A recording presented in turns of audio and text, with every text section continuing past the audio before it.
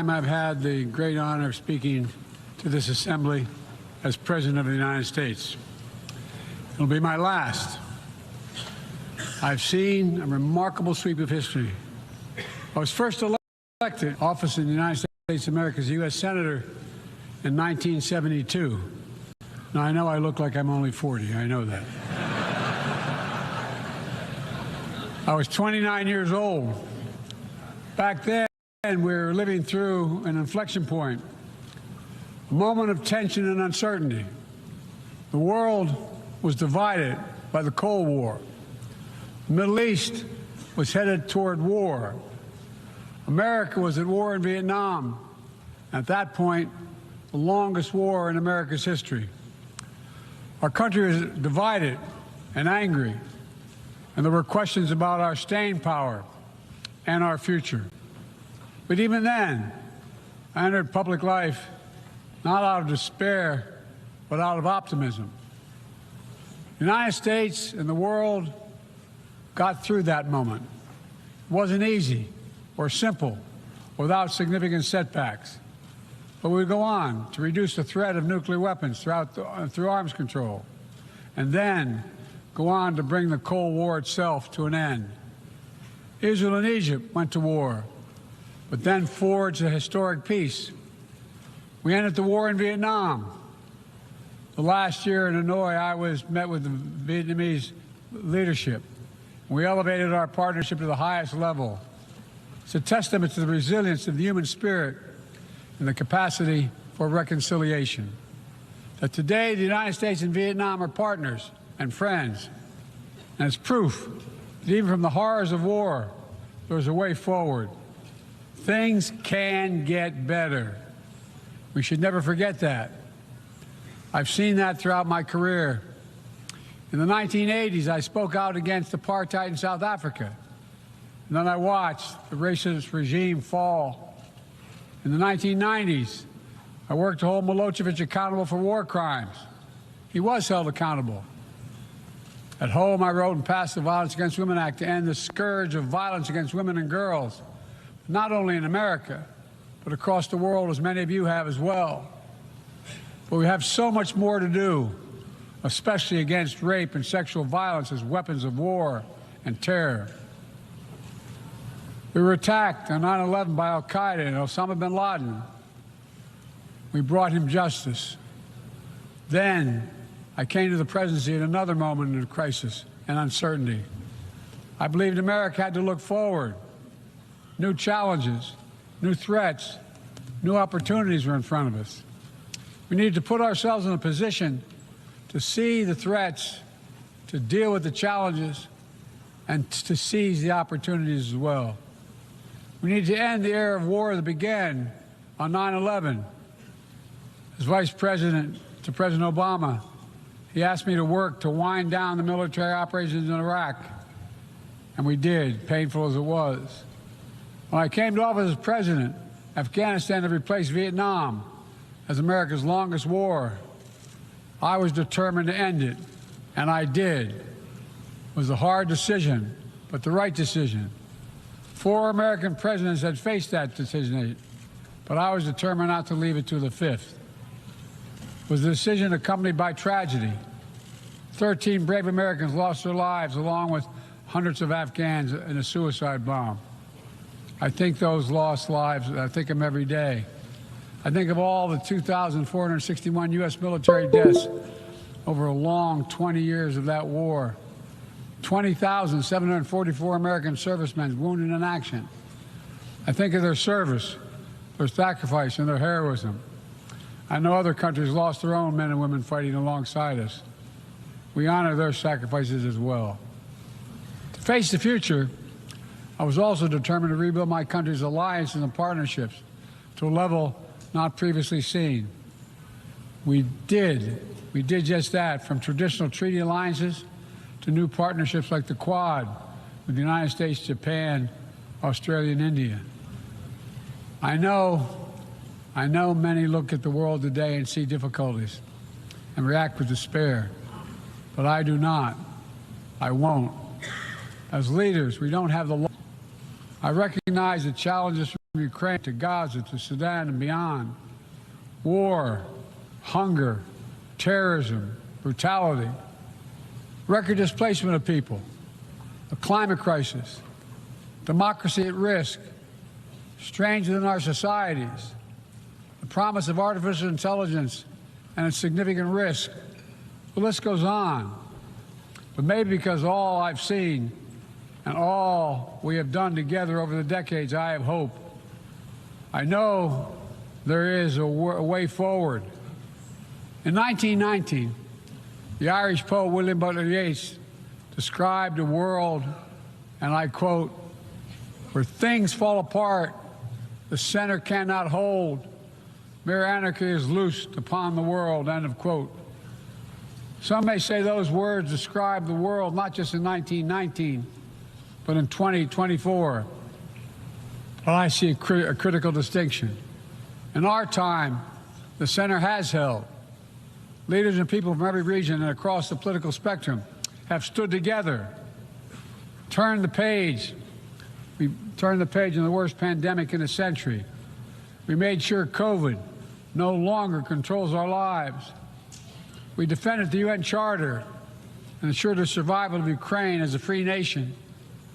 My country made the largest investment in climate, clean energy, ever anywhere in history. There will always be forces that pull our countries apart and the world apart. Aggression, extremism, chaos, and cynicism. A desire to retreat from the world and go it alone. Our task, our test, is to make sure that the forces holding us together are stronger than those that are pulling us apart. That the principles of partnership that we came here each year to uphold can withstand the challenges. That the center holds once again. My fellow leaders, I truly believe we're at another inflection point in world history. But the choices we make today will determine our future for decades to come. Will we stand behind the principles that unite us? Will we stand firm against aggression? Will we end the conflicts that are raging today? Will we take on global challenges like climate change, hunger, and disease? Will we plan now for the opportunities and risk of revolutionary new technologies? I want to talk today about each of these decisions and the actions, in my view, we must take. To start, each of us in this body has made a commitment to the principles of the UN Charter to stand up against aggression. When Russia invaded Ukraine, we could have stood by and merely protested. But Vice President Harris and I understood that that was an assault on everything this institution was supposed to stand for. And so, in my direction, America stepped into the breach, providing massive security and economic and humanitarian assistance. Our NATO allies and partners in 50-plus nations stood up as well. But most importantly, the Ukrainian people stood up. I asked the people of this chamber to stand up for them. The good news is Putin's war has failed and at his core aim. He set out to destroy Ukraine, but Ukraine is still free. He set out to weaken NATO, but NATO is bigger, stronger, and more united than ever before, with 2 new members, Finland and Sweden. But we cannot let up. The world now has another choice to make. Will we sustain our support to help Ukraine win this war and preserve its freedom, or walk away and let aggression be renewed and a nation be destroyed? I know my answer. We cannot grow weary. We cannot look away. And we will not let up on our support for Ukraine, not until Ukraine wins a just and durable peace in the UN Charter.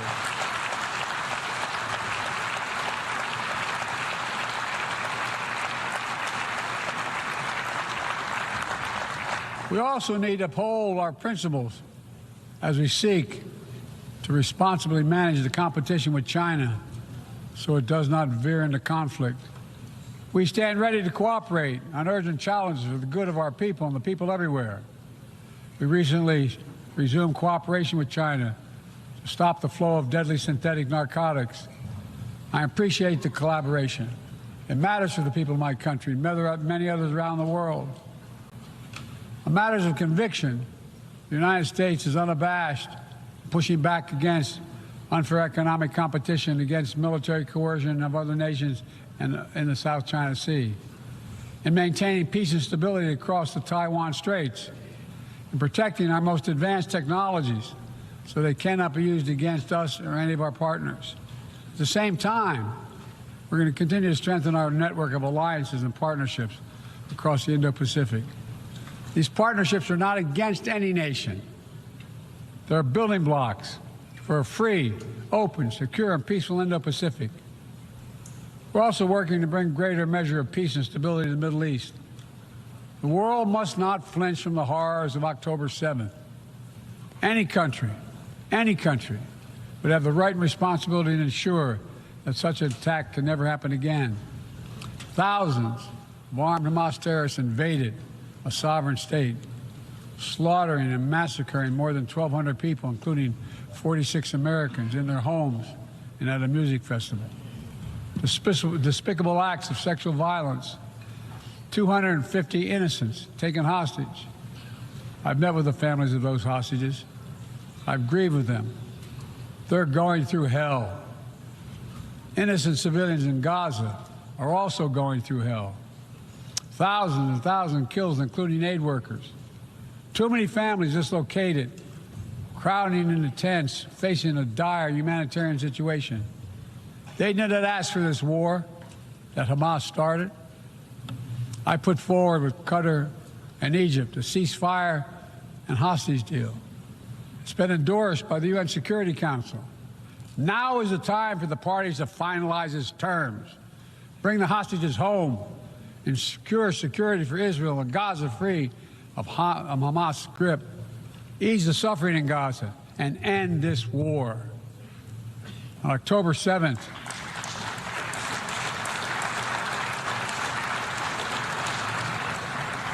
since October 7th, we've also been determined to prevent a wider war that engulfs the entire region. Hezbollah, unprovoked, joined the October 7th attack, launching rockets into Israel.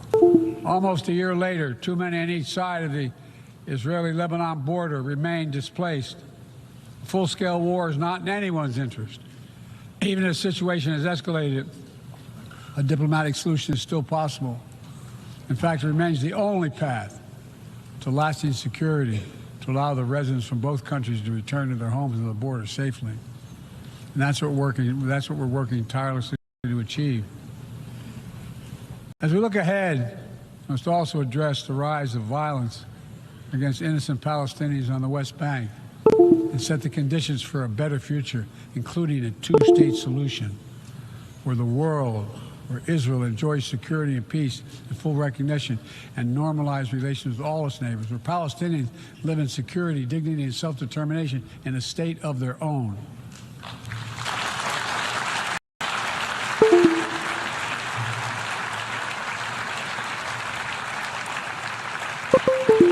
Progress toward peace will put us in a stronger position to deal with the ongoing threat posed by Iran.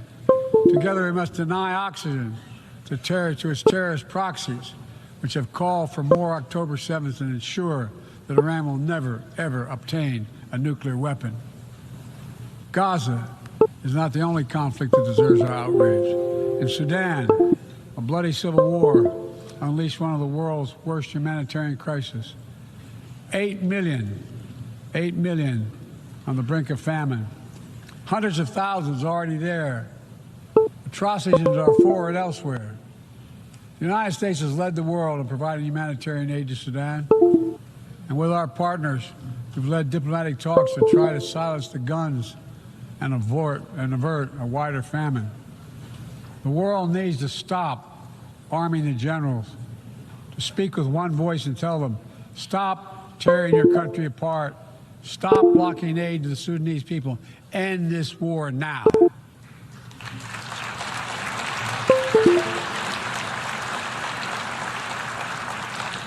What people need more than the absence of war They need a chance to live in dignity. They need to be protected from the ravages of climate change, hunger, and disease. Our administration has invested over $150 billion to make progress and other sustainable development goals. It includes $20 billion for food security, over $50 billion for global health. We've mobilized billions more in private sector investment.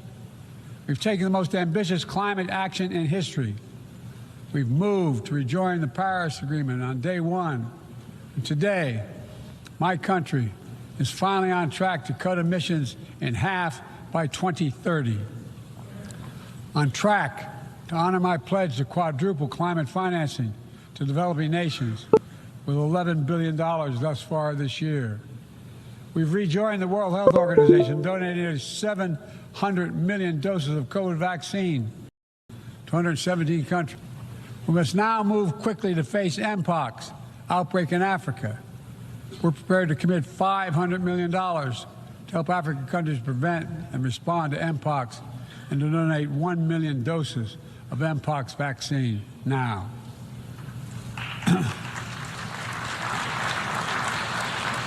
We call on our partners to match our pledge and make this a billion-dollar commitment to the people of Africa. Beyond the core necessities of food and health, the United States, the G7, and our partners have embarked on an ambitious initiative to mobilize and deliver significant finance to the developing world. We're working to help countries build out their infrastructure, to clean energy transition, to the digital transformation, to lay new economic foundations for a prosperous future. It's called the Partnership for Global Infrastructure and Investment. We've already started to see the fruits of this emerge in Southern Africa and Southeast Asia and in the Americas. We have to keep it going. I want to get things done together. In order to do that, we must build a stronger, more effective, and more inclusive United Nations. The UN needs to adapt and bring new voices and new perspectives. That's why we support reforming and expanding the membership of the UN Security Council.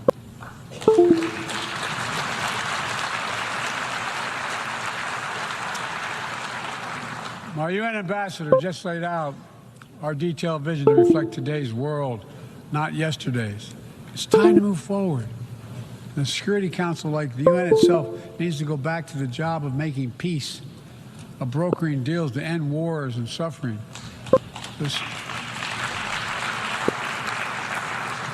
To stop the spread of the most dangerous weapons, of stabilizing troubled regions in East Africa, from East Africa to Haiti, to Kenya-led mission that's working alongside the Haitian people to turn the tide. We also have a responsibility to prepare our citizens for the future. We'll see more technological change, I argue, in the next 2 to 10 years than we have in the last 50 years.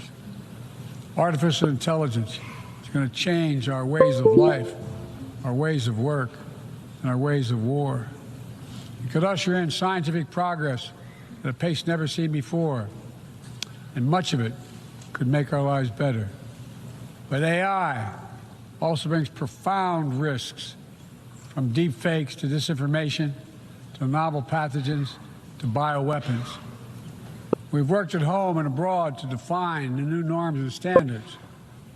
This year, we achieved the first ever General Assembly resolution on AI to start developing global rules of the road.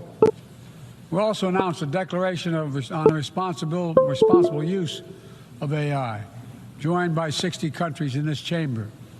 But let's be honest, this is just the tip of the iceberg, what we need to do to manage this new technology. Nothing is certain about how AI will evolve or how it will be deployed. No one knows all the answers. My fellow leaders, it's with humility I offer 2 questions. First, how do we as an international community govern AI? As countries and companies race to uncertain frontiers, we need an equally urgent effort to ensure AI's safety, security, and trustworthiness. As AI grows more powerful, it also must grow more responsive to our collective needs and values. Benefits of all must be shared equitably. It should be harnessed to narrow, not deepen digital divides. Second, will we ensure that AI supports rather than undermines the core principles that human life has value and all humans deserve dignity? We must make certain that the awesome capabilities of AI will be used to uplift and empower everyday people, not to give dictators more powerful shackles on the human spirit. In the years ahead, there may well be no greater test of our leadership than how we deal with AI. Let me close with this. Even as we navigate so much change, one thing must not change. We must never forget who we're here to represent. We, the people. These are the first words of our Constitution, the very idea of America. They inspired the opening words of the UN Charter. I made the preservation of democracy the central cause of my presidency. This summer, I faced a decision whether to seek a second term as president. It was a difficult decision. Being president has been the honor of my life. There's so much more I want to get done. As much as I love the job, I love my country more. I decided after 50 years of public service, it's time for a new generation of leadership to take my nation forward. My fellow leaders, let us never forget, some things are more important than staying in power. It's your people.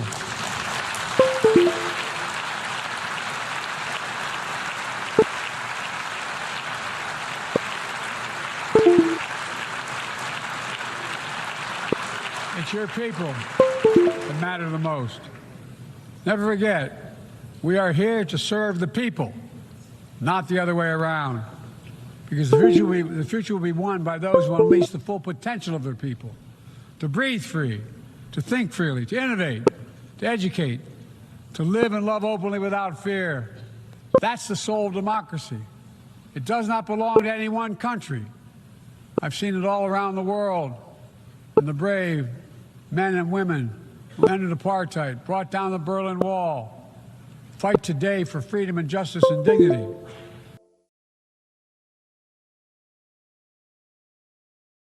We saw them cast their vote for change that hadn't been recognized, but it can't be denied. The world knows the truth.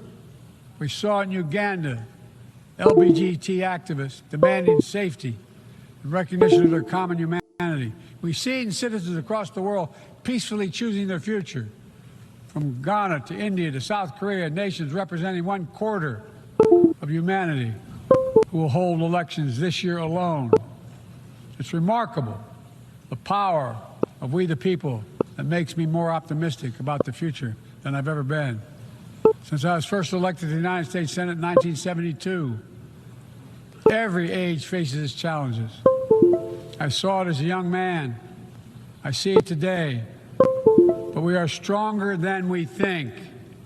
We're stronger together than alone. And what the people call impossible is just an illusion. Nelson Mandela taught us, and I quote, "It always seems impossible until it's done. It always seems impossible until it's done." My fellow leaders, there is nothing that's beyond our capacity if we work together. Let's work together.